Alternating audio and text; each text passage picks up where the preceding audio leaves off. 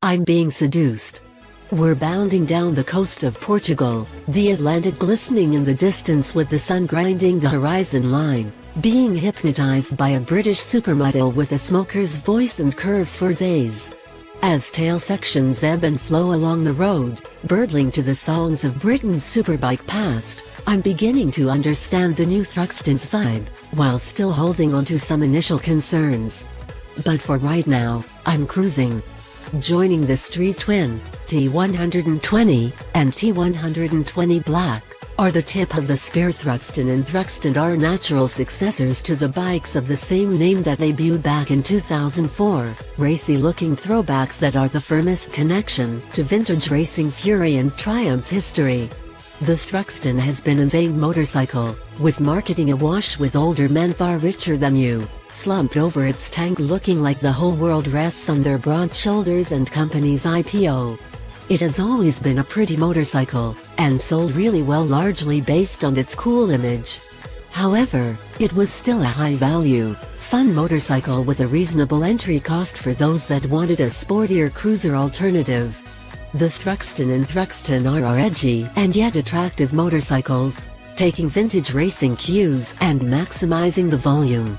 The tank is a different unit than its Bonneville siblings, with distinct cutouts on its flanks to harken back to racing machines of old. The standard seat is a strictly one-person affair. Passenger seat and pegs are optional, capped with a streamlined haunch on the R. The fenders are better integrated into the design, as well, while the Monza-style flip cap fuel filler took some engineering time and effort to get the look just right. Overall, it's more muscular than lithe. The stance is athletic. The vision is pure British racing muscle. The power play one hardly recognizes the radiator. Like the other Bonnevilles in the line, the Thruxton is now water-cooled. In both the Thruxton and R, the engine is the new high-power 1200cc unit. A high-compression head, 45% lighter crank, new airbox, and tuning put an emphasis on top-end horsepower instead of the T120's focus on torque. The results are 41% more horsepower than its predecessor, peaking at 98 and 83 pound-feet of peak torque. Both figures offer a much larger spread throughout the rev range. It's no longer a cheerful little engine. This is respectful power for a neo-retro, placing it near the top of the class. The technology suite is enhanced compared to the other Bonnevilles, as well, with 3 riding modes instead of that bike's 2. Sport mode is specific to the Thruxtons, and standard ABS. Service intervals have been extended to 10,000 miles. The Thruxton and Thruxton R received a slew of chassis changes over the other Bonnies, including a reduction in wheelbase, and improved handling. A new aluminum swing arm is shorter, and lighter.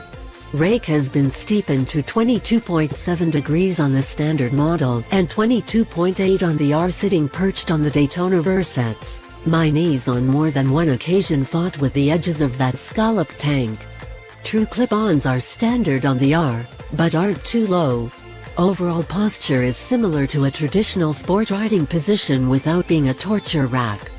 Both versions are lighter than the bikes they replace, with the Thruxton at 454 pounds dry, 17 pounds lighter, and 448 for the R, 23 pounds lighter. Suspension has been overhauled on both models, as well. The regular Thruxton gets a Kayaba cartridge fork and shocks with rear preload, the only adjustment, while the R gets fully adjustable suspension, a Showa big piston fork, and Öhlins shocks with external reservoirs out back. The two models also have different braking setups.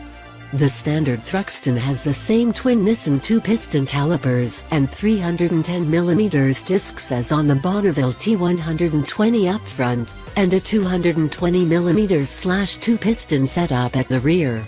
The Thruxton R ups the ante with big anchors up front, twin Brembo 4-piston, radial mount monoblock calipers, and 310mm floating discs, and the same Nissan combo as the standard bike out back.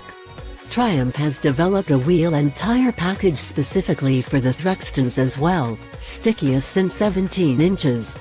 Pirelli Diablo Rosso Casa tires for the R, and Pirelli Angel GTs for the base model. These are mounted on spoked aluminum wheels on both models. So yes, it has an impressive jewelry drawer. But none of this is revolutionary tech. What it is, however, is a swing toward more performance than we've seen on a neo-retro bike.